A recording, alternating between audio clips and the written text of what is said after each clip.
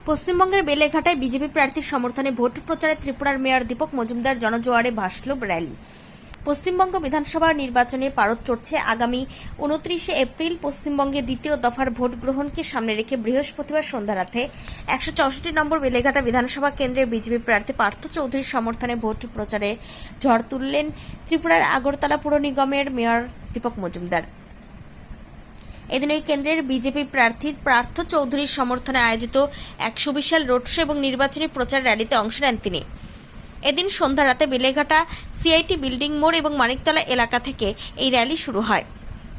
Mayor Dipak Majumdar এবং প্রার্থী পার্থ চৌধুরীর সাথে মিছিলে পা মেলান বিজেপি নেতা সুনীল সিং সহ স্থানীয় বিজেপি নেতৃত্ব ও কয়েক হাজার বিজেপি কার্যকর্তা। ঢাকঢোল এবং বিজেপি দলীয় পতাকা সুসজ্জিত এই মিছিলটি এলাকার বিভিন্ন পথ পরিক্রমা করে।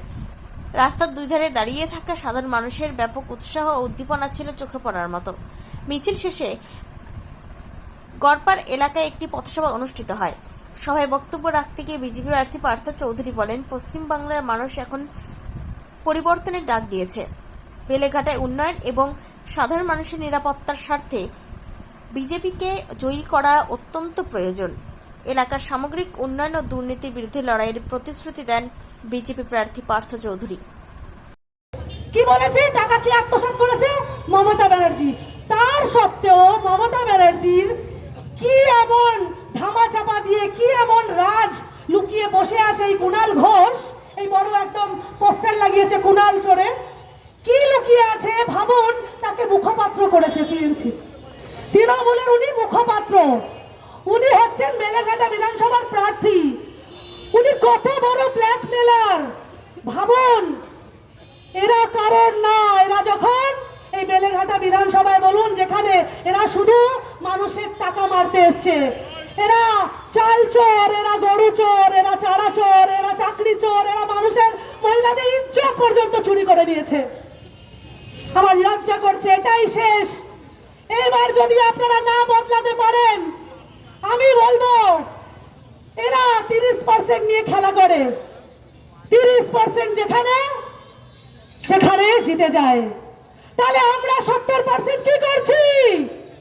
কি বেলেঘাটার এই 28 নম্বর ওয়ার্ড গড়পাড় মোড় থেকে মঞ্চের বাদিক থেকে গেলে এপিসি রোড, সুকিয়া স্ট্রিট, ডান দিকে দীনেন্দ্র স্ট্রিট, জিএনআই হসপিটাল, বাদিকে কাশ্মীর মেল সিনেমা হল এবং আরেকটি রাস্তা যুক্ত করছে খালকে। গুরুত্বপূর্ণ স্থান, অনেক রাজনৈতিক মঞ্চের ঐতিহাসিক সাক্ষী স্থান। আর এই স্থানে আজকে বিজেপি নির্বাচনী সভা।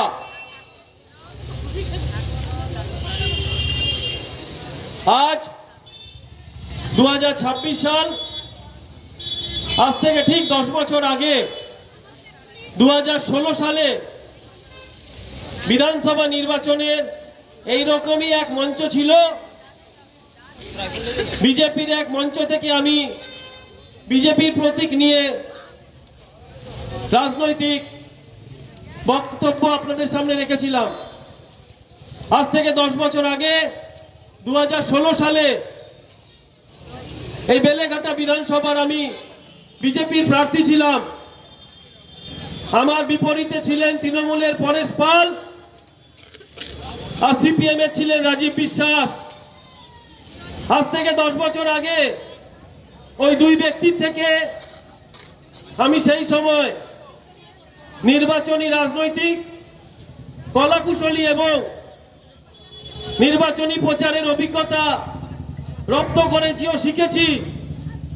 তাই আজ 2026 সালে আমি ওই দুই ব্যক্তিকে আমার মনের মণিকোটা থেকে অনেক অনেক শ্রদ্ধা জানাই এবং প্রণাম জানাই।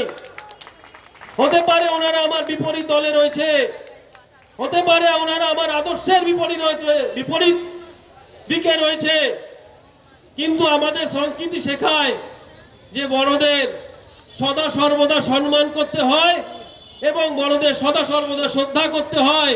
আর আমি তাই করেছি আর সারা জীবন তাই করব।